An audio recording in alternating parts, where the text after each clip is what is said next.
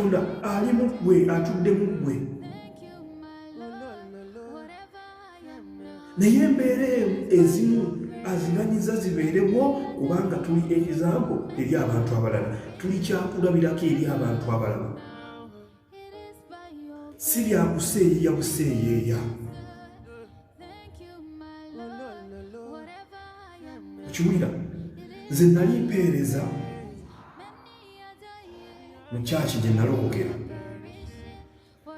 naye nga embeera gye mpitamu nga si nnungi.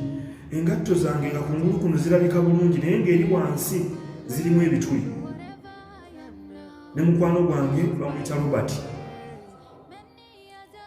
Naye enkuba bwe yatonnyanga twasuulanga ebyuma okubijja mu ofiisi nga waliwo akagendo kadakiika nga 5. Naye ng'enkuba egenda n'etonnya nga gy'oli etonnyera ffe. Ng'ogenda okutuuka ku kituuti okutendereza, Robert akuba ennanga nze omu ku batendereza. Ng'engatto zonna zikulula buvuluzi munda muli. Ne twogera ne Robert ne tugamba naye kino kisusse we kyandikomye. Tuli baweereza, tuweereza mu kyaki. Tulumbe musumba tumunnyonnyola ensonga zaffe. Engatto zonna zikulula buvuluzi. Tusitula ebyuma, tusitula ebizindalo, tukola biki? Tugende tugambe musumba. Ne tugendayo. Tugamba musumba, embeera mbi, engatto zonna zifulula amazzi wansi zaafa. Tugulire ku ngatto. N'atutuuza n'atugamba bannange nti si nze gwe muweereza Katonda.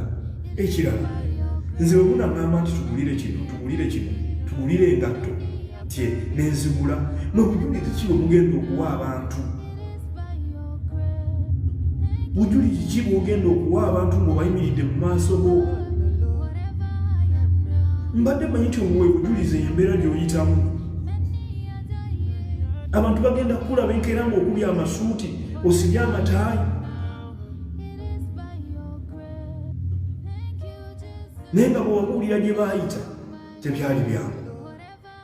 Nze musumba wange yasulako mu Kampala wino mu bukutiya mu myala, ng'asula mu kakutiya mu mwala.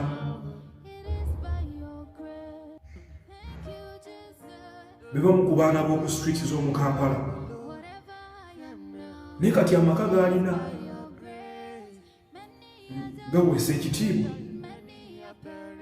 So embeera ezimu zitubeerako nga Katonda aziganyiza. Oli kyakulabirako enkya, oli bujulizi. Tulwanagana na mbeera kugamba nti ate nze embeera eno embeerako etya, Mukama kino kibeera kitya ku nze, lwaki oganyiza kino kibeerewo, lwaki kiri ku nze, oyagala kibeere kwani? Oli omulala agenda kubeera nakyo olunaku olwafe, yeewe obuto obave ku kizimba agwe oba yeetuge nti embeera eyo yo nzito ku ye, naye ate bwe obadde naye emyaka egi oba omwaka ogwo bw'okyali mulamu. You get it? So kyeki kyenagaye nti omwana wa P7 tebamuwa bigezo bya senior 6, bamuwa bya P7. Kati Katonda okitegedde atudde mu ggwe, agenza okuganya embeera eyo ebeere ku bulamu bwo ng'akimanyi nti ojja kusawayivinga. Kyekyali ku Yubu, yagenda omuwaayo mu mikono gya Sitaani ng'akimanyi bino byonna bijja kugenda, naye Yubu yagenda kusigalawo nga mugumu, asigale mu kukkiriza.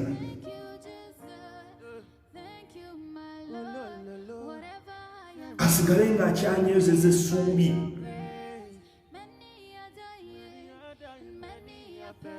Weewaawo. So tolowooza nti mulokole tuteekeddwa kuyita mu mbeera mbi. Tolowooza nti bwe walokoka tuteekeddwa kufuna bizibu. Endowooza gikyuse.